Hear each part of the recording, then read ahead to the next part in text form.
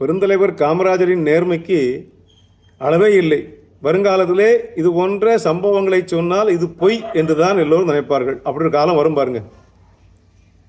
இந்த எவர் சில்வர்னு பாத்திரம் வந்திருக்கு பாருங்க, ஸ்டெயின்லெஸ் ஸ்டீல், துருப்பிடிக்காத இரும்பு. அதுக்கு எவர் சில்வர்னா, சில்வர் கூட கருத்து போயிடும்.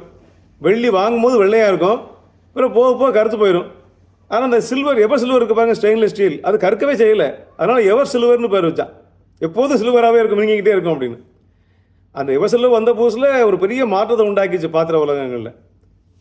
விலையும் கொஞ்சம் அதிகம், ஈஸியாக கழிவுலாம் அழகாக இருக்கும். பெருந்தலைவர் காமராஜரை பார்ப்பதற்கு அன்னையார் சிவகாமி தாயார் சென்னைக்கு போயிருக்காங்க. அன்னைக்கு அங்கே தங்கியிருக்காங்க, மகனோட இருந்து பேசிட்டு வந்திருக்காங்க. அப்போ அதுக்கு முந்தி ஒரு 10 நாளைக்கு முன்னால் காங்கிரஸ் கட்சியிலேருந்து ஒரு 4 எவர் சில்வர் டம்ளர், அப்போ தான் புதுசாக வந்திருக்கு, எவர் சில்வர் டம்ளர் கட்சி காசில் 4 வாங்கி ஐயா ரூமில் ஐயாவுக்கு கொடுத்துருக்காங்க வீட்டுக்கு. அதில் காப்பியோ டீயோ குடிக்கிறதுக்கு. அதுதான் அவர் பயன்படுத்திட்டு வந்திருக்காரு.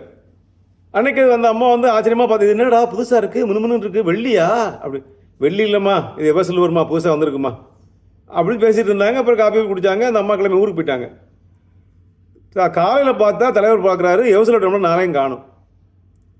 ஏய் வைரவா, 4 டம்ளர் காணுமா, எவர் சில்வர் டம்ளர் எங்கே அப்படின்னா, தெரியாத ஐயா, யாருப்பா எடுத்துருப்பா என்னன்னு. நேரத்தில் எங்கள் அம்மா வந்து, ஆமாம் அவள் தூக்கி போயிட்டாளோ ஒரு வேளை, ரொம்ப ஆர்வமாக கேட்டுக்கிட்டு இருந்தா, இது என்னன்னு தெரியலையே அப்படின்னு. அந்த அம்மா, சரி வீட்டுக்கு பெரிய மனுஷங்க வராங்க, நல்லா இருக்கும்போது நினச்சி எடுத்துகிட்டு போயிட்டாங்களா தெரியல, அதை உடனே போய் வாங்கிட்டு எப்போ பண்ணு, அவள் தான் கொண்டு வருப்பா அப்படிங்கிறாரு. 4 எவர் சில்வர் டம்ளர் அந்த காலத்தில் எவ்வளோ வந்திருக்கும், அதுக்கு சென்னையிலேருந்து விருந்ததுக்கு வரணுமா, அதுக்கு எவ்வளோ செலவாகும், ஆனால் போய் வாங்கிட்டு வா அப்படின்னு.